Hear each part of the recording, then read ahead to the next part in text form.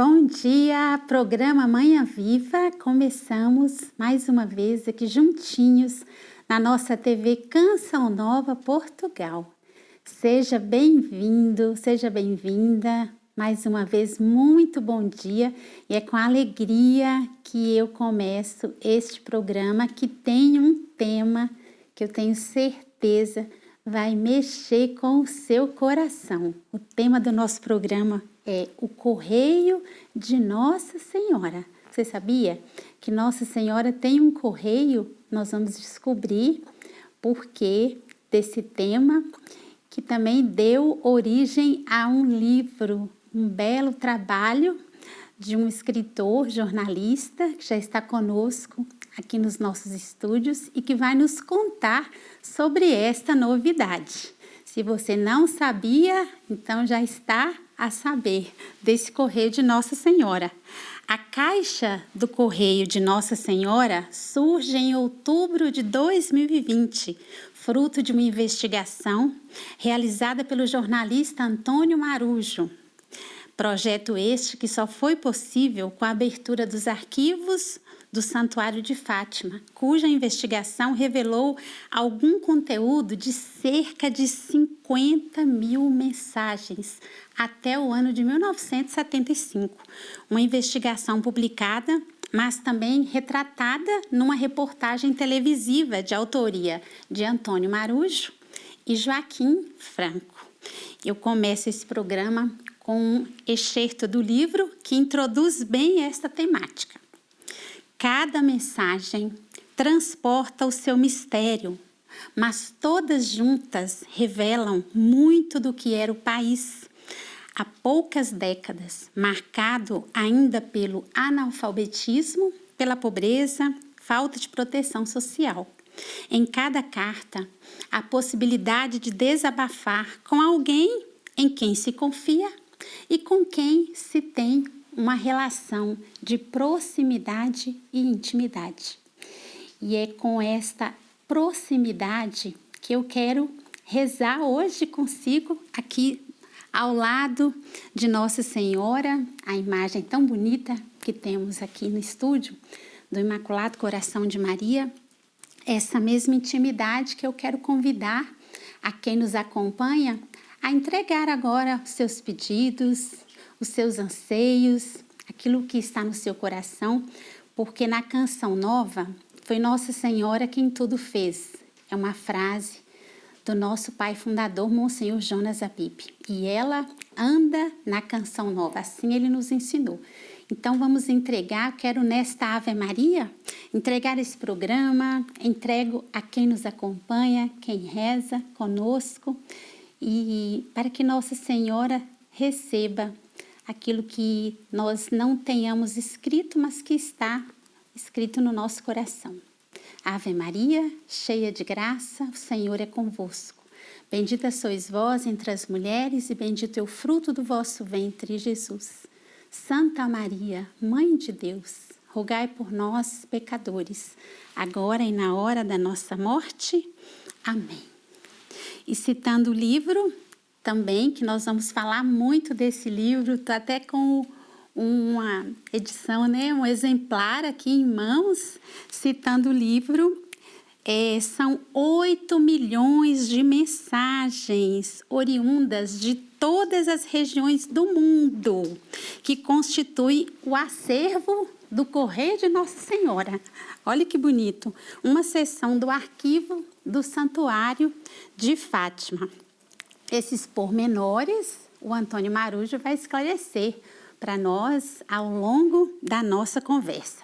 Então, nós vamos chamar agora uma peça que vai mostrar um pouco deste acervo para quem nos acompanha agora.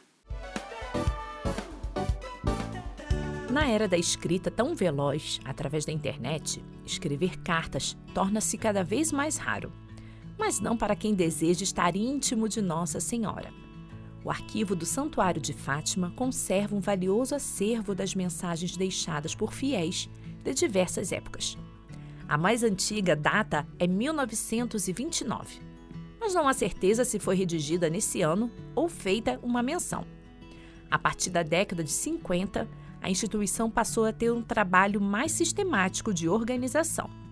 Depois de recolhidas, são tratadas por um conjunto de irmãs Oblatas de Maria Virgem de Fátima, que garantem que todas as mensagens, mesmo aquelas que não foram colocadas sob a peanha de Nossa Senhora originalmente, que todas as mensagens acabam por passar pela capelinha. As mensagens são colocadas em unidades de instalação, portanto em caixas uniformes, com rotulagem própria, e uma vez por ano são transferidas depois para o arquivo, quando se abre então o período de transferências para o arquivo intermédio. Estas mensagens são também, juntamente com a outra documentação do santuário, são transferidas para o arquivo, onde depois vão ter o tratamento arquivístico normal e são descritas em softwares próprios. São cartas em inúmeras línguas deixadas na capelinha, caixas de esmolas ou enviadas pelos correios ou e-mail.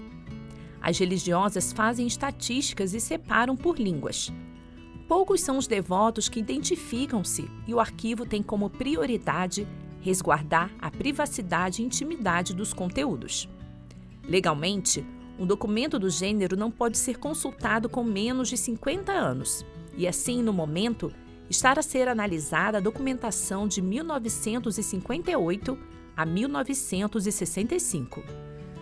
Além de flores, os fiéis podem deixar as suas cartas aqui atrás da capelinha das aparições, deixando com os vigilantes, ou são autorizados a depositar numa urna ali dentro. E o número de cartas só cresce. O arquivo do santuário resguarda uma média de 8,5 milhões de mensagens e só no ano do centenário 2017 esse número chegou a 1 milhão. São mais de 350 metros de caixas e os últimos registros são de 2022, com números à volta de 270 mil cartas. Ainda estão em contagem as de 2023, ano da Jornada Mundial da Juventude, quando pode ter havido um considerável aumento. Porém, não são apenas cálculos. As cartas simbolizam uma das faces do santuário. Esta documentação, do meu ponto de vista, é uma das séries documentais que temos no arquivo do Santuário de Fátima, que melhor representa aquilo para que o santuário existe, que é para acolher aqueles que aqui vêm em busca de contactar com Deus através de Nossa Senhora, e estas mensagens, estas cartas que aqui deixam, mostram uma relação de uma grande intimidade entre o crente e a entidade que aqui é venerada. No contexto do século XX de guerras, regimes totalitários e promoção do ateísmo, o tema da conversão e paz eram frequentes. Nos próximos 50 anos, investigadores poderão verificar que os temas não serão diferentes. Neste momento, dois grandes conflitos, ou dois conflitos que nos ocupam muito as notícias, mas depois temos outros conflitos que acabam por ficar esquecidos, mas estão aí há muitos anos e nós quase que nos habituámos a eles. E, portanto, esta realidade também estará certamente transposta para as mensagens que chegam hoje em dia, porque é uma constante que notamos na documentação que já está estudada, na tal documentação que tem mais de 50 anos e que, portanto, nós estudamos e que damos a estudar. A questão da paz é uma questão bastante presente e, aliás, é um tema maior deste santuário.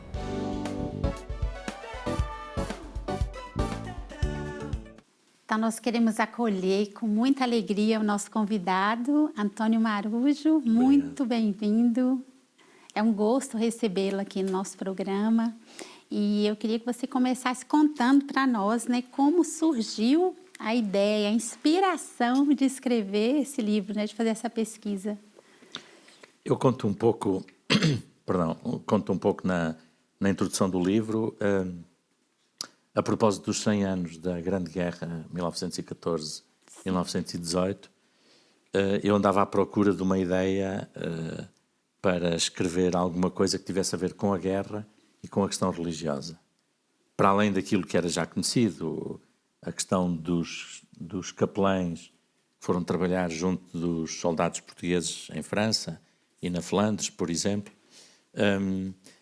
E às tantas, o santuário organizou um encontro com jornalistas, onde o diretor dos arquivos disse que havia um conjunto imenso de mensagens que o santuário guardava e que não estavam ainda tratadas, mas que eram um manancial de investigação e de conhecimento. E aí fez-me um clique na cabeça a pensar, é esta a ideia, porque desde o primeiro momento que a Lúcia conta nas memórias dela, é que ela pergunta quando é que acaba a guerra. É uma das primeiras perguntas que ela faz, no dia 13 de maio de 1917. E, portanto, desde o primeiro momento, a questão da guerra é uma questão que está presente aqui em Fátima. E nós vemos isso ao longo deste século, primeiro com ainda a guerra de 14-18, depois com vários conflitos, a Guerra Civil de Espanha, por exemplo, aqui ao lado, que atravessa também ainda as memórias da Lúcia, já enquanto religiosa. Mais tarde, embora estranhamente pouco presente, a Segunda Guerra Mundial, uma guerra como a da Coreia, do Vietnã, etc., e finalmente a Guerra Colonial, também, e que aliás foi o tema onde eu quis centrar a investigação.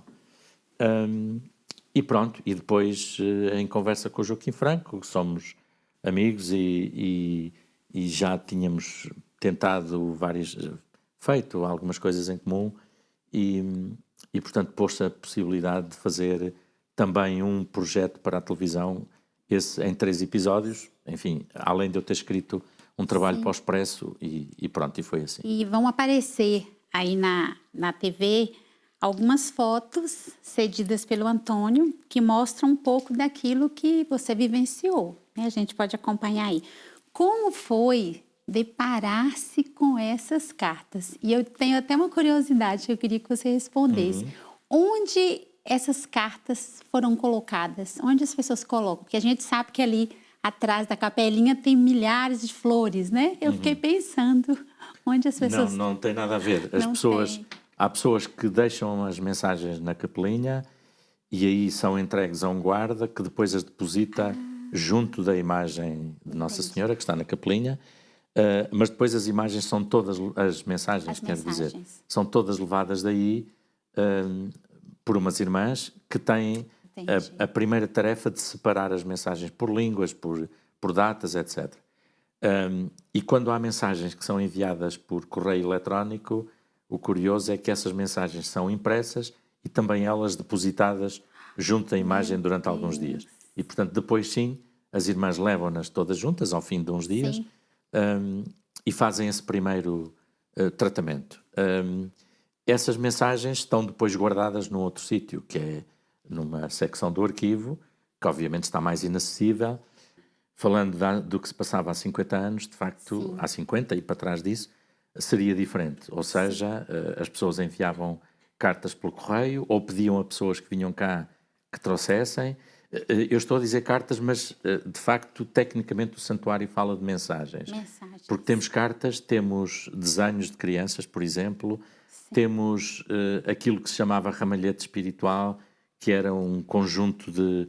um impresso já com uma série de devoções ou de coisas preparadas e que a pessoa assinalava quase como o totobola, punha um X naquilo que tinha feito ou pensava cumprir. E, portanto, há uma série de coisas que não são propriamente uma carta, mas que compõem todo este arquivo e por isso é que o santuário fala de mensagens.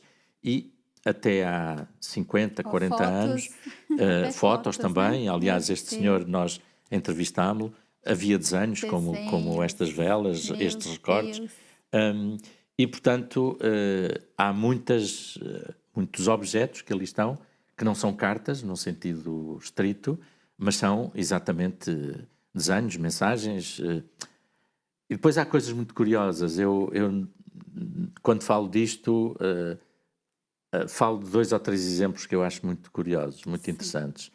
Há, por exemplo, uma folha completamente em branco, que nós perguntamos o que é que seria isto, o que é que a pessoa quereria dizer, o que é que estava escrito no coração desta pessoa e que não foi escrito no papel. Mas depois há, pelo contraste, há uma carta com umas 6 páginas ou 7, salvo erro, em que a pessoa começa a dizer, olha, aquele problema, e começa a desfilar por ali abaixo, e nós chegamos ao fim da leitura e não percebemos de que é que a pessoa está a falar. De tal maneira, o que dá a sensação é uma espécie de conversa que já continuava, que já vinha de trás. É como nós chegarmos ao pé de uma pessoa amiga ou de uma pessoa de família e começarmos a falar de um assunto que ela já sabia, que já é conhecido entre nós, e portanto escusamos de estar com os pormenores, escusamos de estar a contar a história desde o início, e aquela pessoa é isso que faz. Ou seja, isto traduz, e muitas outras cartas do género, que uma que diz, já sabes o que se passa, não é preciso eu dizer mais nada. Coisas deste género, que no fundo o que dizem é as pessoas desabafam. São desabafos. Naquelas cartas, como estando a falar com alguém muito íntimo. E esse caráter de intimidade, de proximidade, tem mensagens em que é muito tocante, de facto. E, aliás, até nas próprias expressões que as pessoas usam. Mãe, querida mãe, mãezinha. Depois há outras que se dirigem com fórmulas mais completas, Nossa Senhora. Enfim, há uma multiplicidade de formas de tratamento e de invocação que revelam exatamente umas muito mais proximidade, outras alguma distância, mas mesmo assim uma proximidade afetiva de qualquer maneira. Confiança, né? Sim. Penso que quem tem oportunidade de ler esse livro vai se encontrar também nessa forma de confiar a Nossa Senhora um problema, uma situação, e às vezes como a única pessoa em quem o autor da carta confia para dizer alguma coisa, né? Sim, claramente. Há muito esse sentido de uma abertura absoluta a quem se está a escrever, ao destinatário, e há pessoas até que acham que a carta não se destina a ser lida por ninguém. Há, por exemplo, uma que diz, na altura em que esta carta estiver a ser queimada, portanto a pessoa espera que a carta seja depositada a algures e depois seja queimada. Eu tinha esse sentimento, que eles queimariam, porque não iam conseguir guardar aquilo tudo. Pronto, e até hoje consegue-se guardar, porque entretanto há espaços novos que o santuário conseguiu, mas provavelmente esse problema vai-se pôr um dia, porque estamos a falar de cerca de 50 mil mensagens que existiam até 74, 75, que foi aquilo que nós investigámos. Mas de lá para cá, a subida foi de tal ordem que em 2017 falávamos de cerca de 8 milhões. Neste momento já ultrapassará os 9 milhões, creio. 9 milhões exatamente. mensagens. E este caráter de proximidade que eu estava a referir, isso, digamos, levou-me a mudar um pouco, ou a alargar a agulha, a alargar o horizonte do que eu pretendia fazer. Eu, de facto, no início, o meu foco era a questão da guerra colonial. Mas quando eu começo à procura das mensagens e a ler o que estava nas mensagens, eu comecei a perceber a quantidade de temas que ali estava, de conhecimento do país que nós poderíamos ter a partir dali, um país pobre, miserável. O excerto que leu há pouco, eu penso que dá muito a ideia, pelo menos procurei dar a ideia disso, da multiplicidade de cartas, de temas que ali estão. As pessoas falavam sobre problemas de saúde, sobre problemas de emprego, sobre problemas de alcoolismo, sobretudo quando são filhos a falar, filhas nomeadamente, a falar dos pais. O meu pai é alcoólico, chega à casa, bate na minha mãe. O meu pai, há cartas de filhas também a revelar abusos cometidos pelo pai. Há cartas a falar de como os pais já não se davam com o outro, o pai e a mãe. quer dizer, e perante esta riqueza, eu disse, não, eu tenho que falar disto também, eu tenho que dizer pelo menos o que é que está aqui. E, portanto, digamos, a primeira parte do trabalho no livro e no jornal, e também na televisão, é procurar-nos dar uma ideia dessa riqueza antropológica que o arquivo mostra. Até uma riqueza linguística, por exemplo, às tantas eu faço uma referência no livro a esse pormenor, porque há ali expressões de um povo que, na sua grande parte, era analfabeto, uma grande taxa de analfabetismo que havia em Portugal antes da implantação da democracia, há 50 anos, e isso revela-se, traduz-se também nas cartas, porque mesmo quem tinha alguma formação escolar era uma formação muito rudimentar, as pessoas abandonavam a escola ao fim Muito de um cedo. ano, dois, três anos, e, portanto, sabiam escrever mal, sabiam exprimir-se mal, e, portanto, é toda essa riqueza que nós encontramos ali, sem dúvida nenhuma. Sim, e a guerra é um tema que surgiu nessas muitas cartas, né? Como você dizia. E o que você induziu sobre isso? Essa questão deles pedirem tanto, né? O fim da guerra. Pois, logo, como eu recordava, logo em 1917, a guerra é um problema que aflige milhares de famílias portuguesas. Os primeiros soldados portugueses tinham embarcado para a França e para a Flandres poucos meses antes de maio, no início de 1917, e de repente as aldeias vêm-se sem os seus jovens, rapazes. E há mesmo histórias, a Lúcia, por exemplo, conta a história de um primo, de outro conhecido daqui da Cova da Iria, etc. Há um soldado que, depois de saber dos acontecimentos de Fátima aqui em 1917, escreve ao pai de Lúcia, salvo erro, se não estou agora a dizer mal, a pedir que a Lúcia fale do seu caso e para pedir que regressasse a Portugal são e salvo. Fale para Nossa Senhora. Exatamente. E, portanto, a guerra está, de facto, presente desde o início em Fátima. E a guerra, enfim, saltando depois as referências, a Guerra Civil de Espanha, a Segunda Guerra, o Vietnã, etc. Mas, quando chegamos à década de 1960, com a Guerra Colonial, há milhares de jovens que são obrigados a ir combater na Guiné, em Angola, em Moçambique. Aqui deixe-me dizer um parênteses pessoal, porque uma das memórias que eu guardo, eu tinha quase 13 anos quando se deu o 25 de Abril, e portanto se pôs fim à Guerra Colonial. Uma das memórias que eu guardo é a angústia da minha mãe, porque nós éramos e somos três rapazes, e a minha mãe via os seus filhos a crescerem e a aproximar-se à altura em que podiam ser mobilizados para a guerra. Okay. Eu tinha 2 primos que também estiveram em Angola, portanto a guerra tocava-nos a todas as famílias.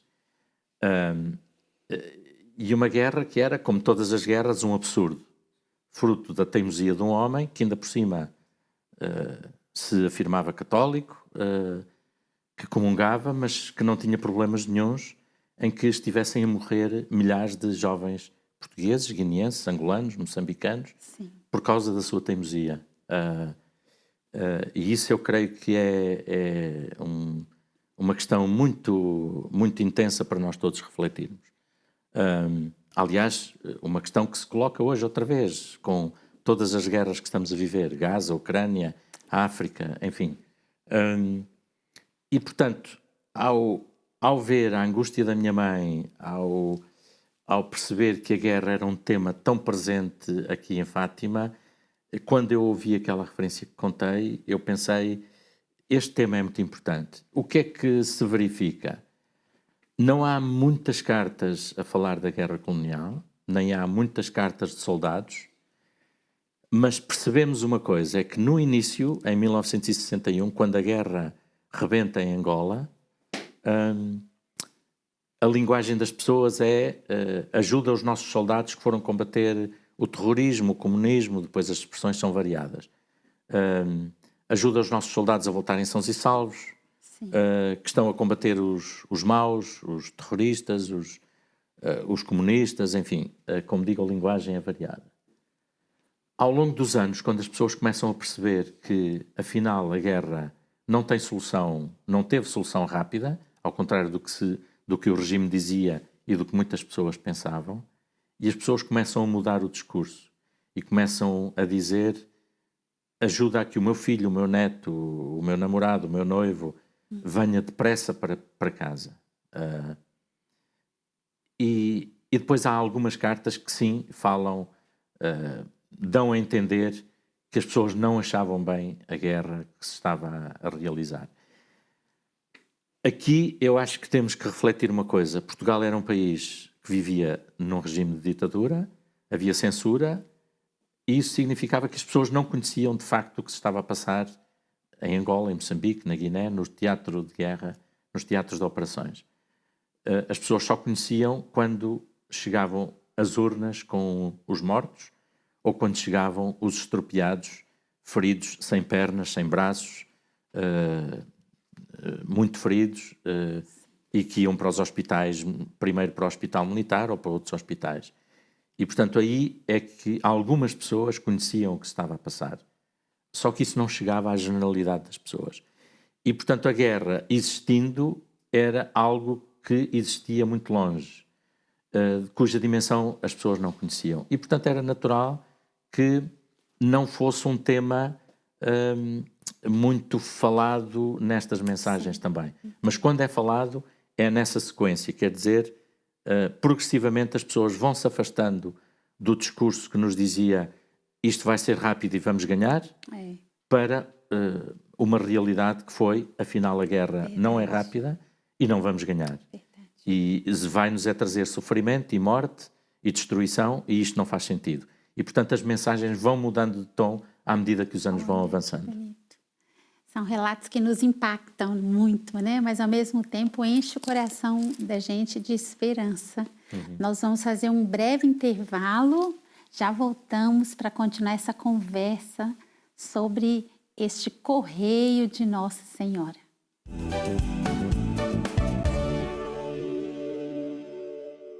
Estamos de volta com o programa Manhã Viva na sua TV Canção Nova Portugal. O tema do programa hoje impacta-nos pela riqueza do conteúdo, pela descoberta linda que não só como eu, mas tenho certeza que muitos que estão a nos acompanhar vão fazer desse correio de Nossa Senhora. Você sabia que existe um acervo de milhares de cartas e hoje são milhões de cartas que o santuário guarda de todos os peregrinos que, andando pelo santuário, visitando Nossa Senhora de Fátima, deixam ali o seu recado. E é sobre isso que nós estamos conversando com o Antônio Marujo, que é o autor deste livro. Estou aqui em mãos com ele, né? O livro chama-se A Caixa de Correio de Nossa Senhora. Estamos conversando sobre essa história linda. É uma história incrível que eu também não conhecia e que deu frutos, né, Antônio? Dois artigos de jornal, um livro, uma reportagem televisiva em 3 episódios.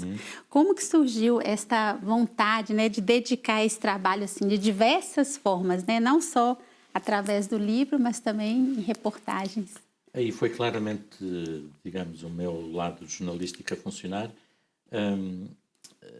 até porque eu concorri com este projeto a uma bolsa de investigação jornalística da Gulbenkian. Eu, nessa altura, estava na situação de desempregado e, portanto, achei que multiplicar a riqueza da investigação que eu ia fazer por diversos suportes era também uma forma de divulgar a mais pessoas, obviamente. Sim. E, portanto, daí, e como tinha essa relação com o Joaquim Franco que já referi, havia a possibilidade também de fazer em televisão, que obviamente é uma linguagem diferente e também muito, muito bonita, muito interessante. Acessível e, portanto, também a mais pessoas, sim, né? Sim, obviamente, Sim. obviamente. O Joaquim não conseguiu estar presente aqui e dessa forma a equipe do Manhã Viva também conversou com ele sobre essa parceria tão bonita que eles fizeram e vamos descobrir um pouquinho daquilo que ele nos contou desta oportunidade de fazer a reportagem televisiva. E a televisão, no caso a reportagem da SIC, que acabou por resultar em 3 reportagens. Portanto, digamos que este trabalho tem uma linguagem naturalmente documental, de jornalismo documental. Depois o António desenvolveu o texto para publicação escrita e eu desenvolvi sobretudo, com ele também, claro, essa narrativa visual através de um documentário dividido em 3 partes e emitido na SIC. E essa questão de ser repartida em 3 episódios foi só numa questão de conteúdo? Ou foi algo... Teve a ver com o conteúdo que encontramos. Não estávamos à espera de encontrar tanto conteúdo muito interessante para trabalhar, mas também devo dizer que teve a ver com o facto de haver a necessidade até por razões de programação e de estratégia também de divulgação do próprio documentário tripartido, de encontrarmos aqui 3 formas de abordar o mesmo tema. E quando digo que não estávamos à espera de encontrar tão bom material, quando digo bom material é do ponto de vista do tratamento jornalístico, é porque entendo que até poderiam ser 4, 5 episódios neste mesmo documentário. Teríamos ali matéria-prima, digamos assim, para o desenvolver do ponto de vista jornalístico e sociológico e antropológico. Demos a possibilidade, até porque assim que deu-nos essa possibilidade, tivemos a possibilidade desta visão tripartida, uma primeira para explicar, o primeiro episódio para explicar mais o que é este depósito riquíssimo na história de Fátima, que são as denominadas Cartas de Nossa Senhora, assim é denominado no Arquivo de Fátima, do Santuário de Fátima. Depois uma segunda parte já claramente vocacionada para a experiência e o testemunho de ex-combatentes, e uma terceira parte que remete já também para a dimensão da Fátima antes de Abril, a Fátima durante a guerra, já com especialistas também a fazerem a sua reflexão, a Fátima depois da guerra e a guerra, digamos assim, a devoção de Fátima e a dimensão da guerra, porque como nós sabemos, as narrativas de Fátima são inseparáveis desta dupla dimensão, que é a paz e a guerra. Não se consegue entender o fenómeno sociológico, antropológico, religioso, político até de Fátima, sem entendermos também esta dimensão dupla da guerra e da paz, a paz e da guerra. Isso está intrínseco à experiência de Fátima ao longo de mais de um século. E esse é, digamos que, o grande potencial que aquele arquivo tem para, não só para a devoção de Fátima, mas para o país. São poucos os registros escritos de forma tão genuína, honesta e direta. São poucos os registros com estas características que nós podemos consultar. Repara, na verdade, as cartas que nós lemos, a esmagadora maioria das cartas que nós lemos, eram verdadeiras, digamos que, vamos chamar-lhe assim, num sentido muito aberto, verdadeiras orações das pessoas dirigidas à entidade em quem acreditam, no caso, uma figura feminina, no caso, Nossa Senhora de Fátima. Portanto, eu diria que é, provavelmente, do ponto de vista do registro escrito, ou seja, do documento, será o mais importante documento que o arquivo do Santuário de Fátima tem sobre o que vai no coração, na alma e o que retrata a fé dos devotos de Fátima, sem barreiras.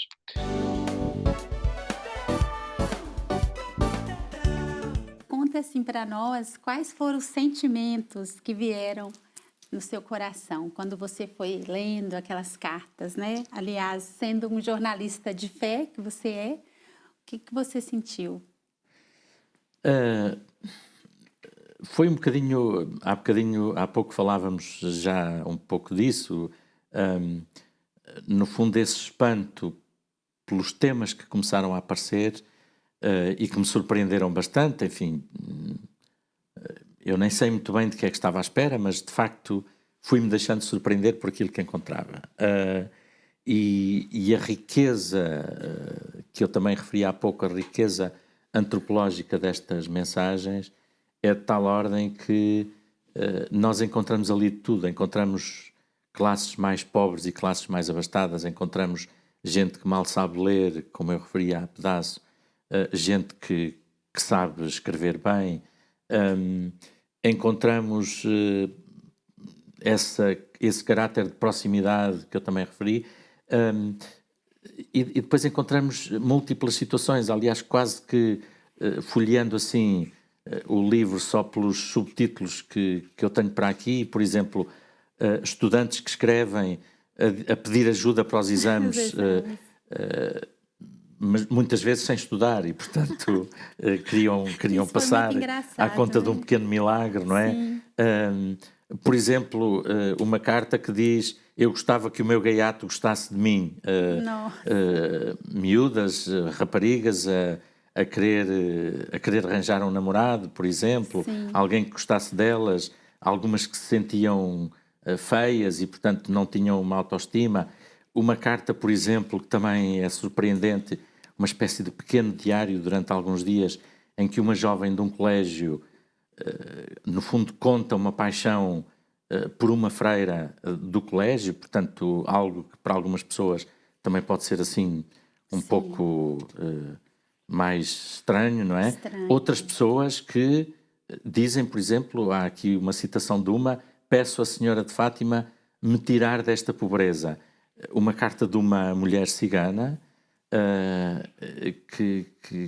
enfim, que conta a situação em que vive, o que lhe faltava para dar comida e roupa aos filhos, e revela, portanto, esse desejo de deixar uma vida indigna, deixar uma vida de pobreza em que vivia e poder dar algo mais aos seus filhos. Ou também os múltiplos problemas de saúde que as pessoas tinham, operações que não podiam fazer. Sim. Por exemplo, uma professora que se queixa, estamos a falar de 1960 e qualquer coisa, e uma professora que diz: eu tenho este problema de saúde grave e tenho que fazer uma operação, mas se eu fizer uma operação eu vou estar vários meses sem poder trabalhar. Sim. E, portanto, não tenho forma de subsistir. Ora, isto significa que há 50 e tal anos as pessoas, nomeadamente quem só vivia do seu trabalho, Sim. tinha que escolher ou trabalhar ou tratar-se. Não é como hoje que, apesar dos muitos problemas que temos, apesar de tudo, garantias de serviços do Estado, de serviços públicos que nos asseguram que, se ficarmos doentes, não ficamos completamente sem suporte, sem apoio. E, portanto, também havia cartas a falar disso. Outras pessoas que, por exemplo, uma que diz: esta rosa é tudo o que tenho para te dar. Portanto, alguém que se sente tão pobre, que só conseguiu levar uma flor para entregar a Nossa Senhora. Portanto, toda esta riqueza eu acho que é espantoso. A Vânia disse uma coisa: como jornalista de fé, como é que eu me senti? Eu não me definiria como jornalista de fé, defino-me como uma pessoa de fé, que sou jornalista. Sim. Profissionalmente sou jornalista. E essas duas condições, para mim, não são nem antagónicas, nem como é que se diz, nem se contradizem, e eu não sou dos que dizem: eu estou aqui a falar como jornalista e agora estou aqui a falar como católico. Porque eu, como jornalista ou como católico, sou a mesma pessoa. Claro que quando estou a trabalhar, mas não deixo de ter os meus critérios quando estou a trabalhar. Até porque, na minha profissão, eu creio que as convicções que eu tenho enquanto crente coincidem com os valores essenciais do jornalismo que eu professo. Ou seja, eu não acho que aquilo que são os valores matriciais do jornalismo, a nossa deontologia, o nosso código ético, etc., não contradizem em nada o Evangelho, no caso Sim. em que eu acredito.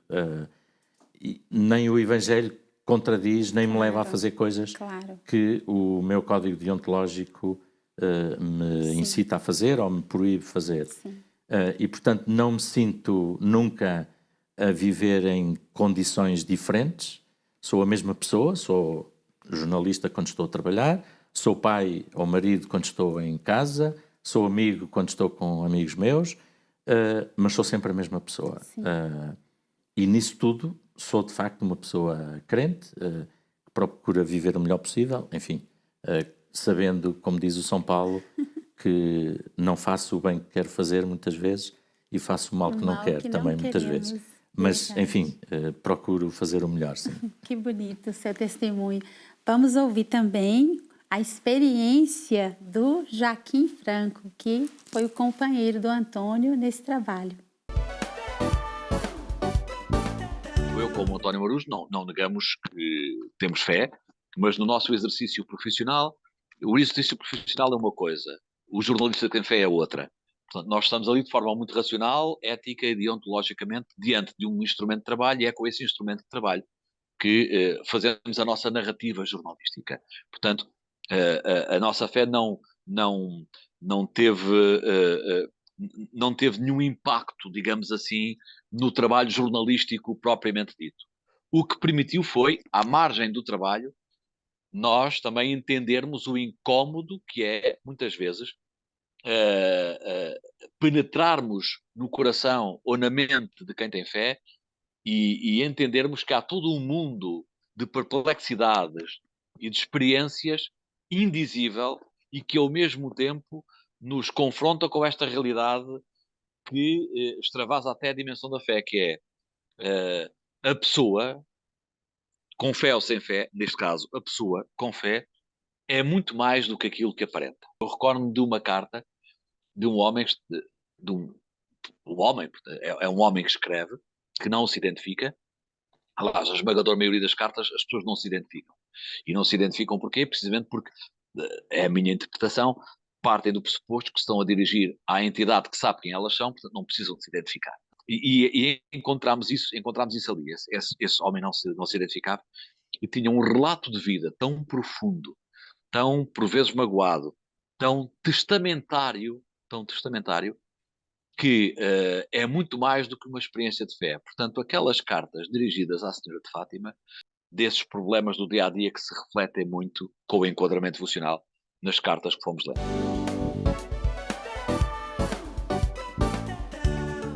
Para além de Portugal, que outros países podemos encontrar neste arquivo, Antônio? Muitos.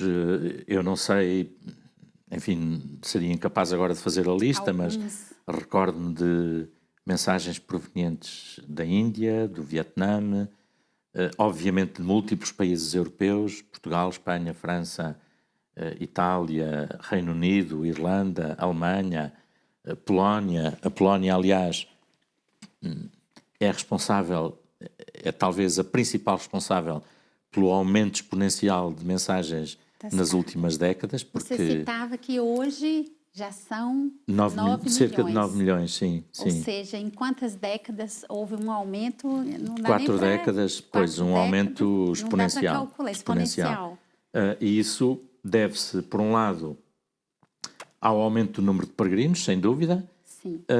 O aumento do número de peregrinos em Fátima também é motivado, não só, mas também, pela presença do Papa João Paulo II aqui, por 3 vezes, e pela projeção que isso deu ao santuário enquanto santuário de projeção internacional. Sim. Portanto, e obviamente isso permitiu que muitas mais pessoas escrevessem, muitas mais pessoas deixassem mensagens, nomeadamente os polacos, que são muitos, e onde o catolicismo tem um peso importante, e portanto há muitas mensagens provenientes da Polónia.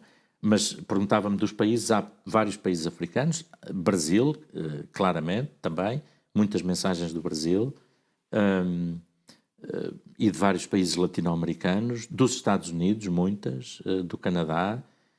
Enfim, eu diria que o mundo todo está por aqui representado. Obviamente, nessas décadas que nós analisámos, até 1974, 75, é sobretudo a Europa e Américas, menos África e menos Ásia, mas diria que de lá para cá a perspectiva se foi alargando, até porque hoje, por exemplo, há muitos peregrinos de países asiáticos que vêm, e portanto é normal que haja também muita presença de mensagens asiáticas. Mas como digo, todo o período a partir de 1975, nós não investigámos, sabemos algumas estatísticas, que aliás refiro no livro também 2 ou 3 estatísticas, mas nada mais do que isso. Sim, a nossa equipe colocou um dado aqui interessante. É uma pergunta, né? É legítimo comparar o Correio de Nossa Senhora com o Muro das Lamentações na Terra Santa? Sim, de certo modo. Aliás, eu conto no livro e contávamos na reportagem na televisão, que uma das questões que se puseram aos responsáveis do santuário no início foi o que fazemos com isto. Porque desde logo a história da mensagem que a pessoa escrevia no momento em que esta carta estiver a ser queimada, portanto, as pessoas escreviam não para que as mensagens fossem guardadas. Pelo menos muitas pessoas escreverão não a pensar que a sua mensagem vai ser guardada. E, portanto, os responsáveis do santuário puseram-se a questão. E o que eles explicavam era, apesar de tudo, achámos que isto deveria ser preservado. Porque realmente é um manancial extraordinário sobre a fé das pessoas, sobre o país que somos, sobre a Igreja. Por exemplo, aparecem mensagens a pedir pelo Papa, pelo êxito do Segundo Concílio do Vaticano. Portanto, a vida da Igreja também está aí presente. Enfim, uma multiplicidade de temas, como já fui dizendo. E portanto, esse foi um argumento importante para guardar as mensagens. No Muro das Lamentações, elas são basicamente destruídas, podemos dizer. Algumas são guardadas, as mais importantes, líderes mundiais. As pessoas colocam no muro mesmo, né? As pessoas colocam no muro, exatamente. Há umas frechas, Sim, exatamente. entendi. As pessoas colocam lá e depois elas são retiradas e muitas delas são colocadas ali perto, num cemitério judaico, onde obviamente acabarão destruídas. Várias delas, as mais importantes de líderes, por exemplo, o Papa João Paulo II, o Papa Bento XVI, o Papa Francisco, que estiveram lá, essas mensagens que eles deixaram estarão guardadas. Líderes políticos, líderes mundiais, estarão as mensagens guardadas. Mas, grosso modo, as mensagens são destruídas. A maior parte delas, pelo menos.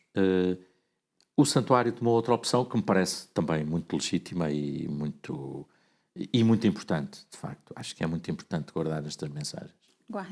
Olha, deu origem a um trabalho tão bonito. Por exemplo. E pode dar origem a muitos mais, porque há de facto ali muita coisa ainda por explorar. Sim. O Antônio, e há diferenças há diferenças grandes, entre a época da ditadura e pós 25 de abril? Isso nós não temos a percepção porque o nosso trabalho, a proposta que eu fiz inicialmente era estudar o tema da guerra e, portanto, acabava em 74. Sim. Ora, o trabalho começou ainda em 2012, salvo erro, e ainda não tinham passado os 50 anos que, pela lei, são obrigatórios, não tinham passado em relação a 1974, que pela lei são obrigatórios para que se permita a consulta dos arquivos. E, portanto, o que combinámos com o santuário foi a vossa consulta pode ir até 1974, salvaguardando sempre o anonimato das pessoas que apareçam eventualmente identificadas. E, portanto, em nenhuma passagem nós identificamos pessoas. Por exemplo, no livro digo uma carta proveniente de uma escola do Norte. Podem ser dezenas de escolas, não é? Ou centenas. Ou uma carta de uma localidade do centro. Podem ser muitas. E, portanto, não identifico nunca nem a proveniência exata da carta, da mensagem. Ponho, às vezes, uma inicial, uma letra para designar o nome da pessoa que escreve. Portanto, isso foi uma regra de ouro que nós tentámos cumprir até ao fim.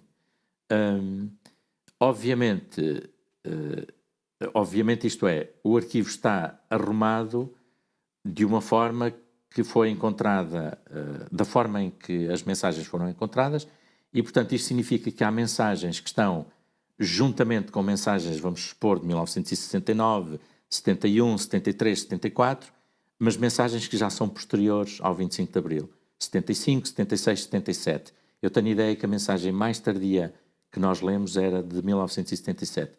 E, portanto, significa que para a frente do 25 de Abril nós lemos muito poucas mensagens, não temos a percepção dessa diferença. Porventura, daqui a uns anos, outras pessoas poderão lá ir investigar e perceber as diferenças do país que somos. Vai mais trabalho pela frente. Talvez Nós- para outros. Já estamos chegando ao final do nosso programa, Antônio, mas eu queria que você partilhasse conosco o que essa investigação acrescentou na sua vida. Bem, além de várias coisas que eu fui dizendo, e foi sobretudo esse olhar que eu acho que ficou mais rico e mais completo sobre o país e sobre algumas dimensões da fé de muitas pessoas. E eu acrescentaria uma outra nota. Eu já era visceralmente contra a ideia da guerra. Sim. E este trabalho fez-me, digamos, confirmar claramente nessa ideia. Uma guerra sem sentido, aquilo que nós vivemos em Portugal, como já disse, qualquer guerra é sem sentido. Mas houve, por exemplo, assim, abrindo aqui um bocado ao acaso, um dos capelães, um padre que serviu como capelão em Moçambique, salvo erro, e que eu acho que ele resume em 2 ou 3 frases muito bem esta realidade do que foi. Ele, e do que ali também está no arquivo. Ele dizia: Nossa Senhora era um para-raios para os soldados, porque muitos deles queriam era não encontrar uma mina ou uma emboscada, regressar ao Portugal sem problemas. E depois ele acrescenta: Fátima pede a conversão para chegarmos à paz, porque é sempre o mal que origina as guerras, as tensões e os conflitos. Não há uma paz que brota da guerra, há uma paz que brota da conversão. Ora, de facto, a ideia, se eu já era muito contra a guerra, o perceber estas mensagens também claramente afirmou-me ainda mais nessa convicção. Sim. A guerra é um absurdo, a guerra não tem sentido, e já agora, estando aqui também como cristão, acho que nos faz muita falta hoje, enquanto cristãos, refletir sobre o que é que os cristãos têm a dizer num mundo onde assistimos à proliferação das guerras. O que é que fazemos para combater, para promover o desarmamento dos países? O que é que fazemos para promover a ideia da não-violência?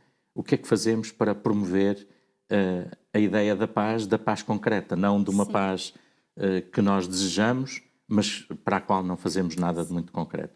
Isso claramente foi também um resultado deste meu trabalho. Sim. Nós vamos acompanhar também a experiência do Joaquim Franco sobre isso. Vou fazer um exercício de memória para tentar perceber os trabalhos jornalísticos que mais me impactaram, e aqueles que, em 35 anos de profissão, eu posso dizer este estas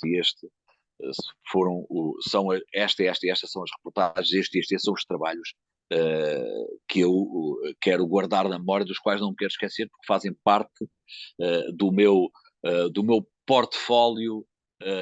E quando digo portfólio, é aqueles trabalhos que acabaram por mexer tanto em nós que a partir dos quais não voltámos a ser os mesmos. E este é um deles. Como vos dizia no início, o facto de termos acesso a um material tão sensível, tão íntimo, de sermos chamados, não só pela nossa responsabilidade ética, mas também pela nossa consciência, se quisermos até cristã, respeitar essa intimidade, trabalhá-la respeitando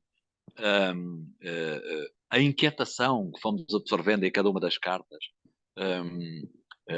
a necessidade de construir narrativas que respeitassem não só quem escreveu a carta, mas também os testemunhos que fomos ouvindo, nomeadamente dos ex-combatentes que fomos contactámos imensos, e alguns testemunhos de gente que, de forma muito emocionada, leu uma carta que lhe era dirigida ou que era sobre si, ou que ele próprio tinha escrito. Portanto, tudo isso foi, já nesta fase muito avançada da minha carreira enquanto profissional do jornalismo, foi quase que um bálsamo para entender que o nosso exercício, o exercício jornalístico, faz todo o sentido. Mais impactou a carreira deste profissional da comunicação. O fenómeno religioso não se limita apenas, o fenómeno religioso do ponto de vista do trabalho jornalístico, não se limita apenas ao retrato de episódios litúrgicos, ou o que diz o Papa, ou o que diz o Bispo, ou as consequências políticas das palavras de um bispo, ou um ou outro projeto, ou as questões mais delicadas e assombrosas, como sendo os abusos sexuais menores ou outras questões. Não, o fenómeno religioso pode e deve ser trabalhado do ponto de vista jornalístico a partir da experiência humana, a partir desta experiência quase indizível. E esse é um dos grandes desafios que os jornalistas que se dedicam à temática religiosa enfrentam, é aquela frase muito batida, como dizer o indizível, não é? Como ver o invisível. É muito difícil, isso tem de partir da base testemunhal, mas muitas vezes a base testemunhal, com um microfone em frente e com uma câmara à frente, tem ali uma barreira que impede a relação direta e o testemunho desassombrado, não é? Estas cartas dão-nos um testemunho desassombrado. Não há ali barreiras nenhumas. É o que está mais próximo do que um crente, aquele crente, quereria dizer à entidade a quem se diz. Portanto, é de uma pureza tal, de uma generosidade tal, que lá está, é único e realça a importância do jornalismo com consciência à volta da temática religiosa.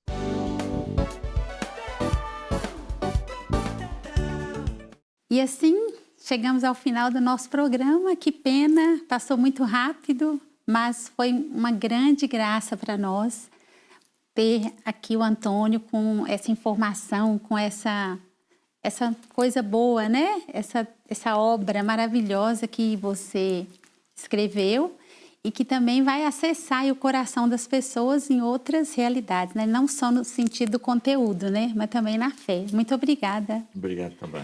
Que Deus te abençoe, abençoe a sua missão. Obrigado. E foi muito gosto entrevistá-lo. Muito obrigado também. E assim nós chegamos ao final do Manhã Viva. Quero agradecer ao nosso telespectador, ao nosso benfeitor, que graças à sua ajuda nós temos a Canção Nova, esse sistema Canção Nova de comunicação no ar. Deixamos aqui o nosso abraço e até o próximo Manhã Viva, se Deus quiser.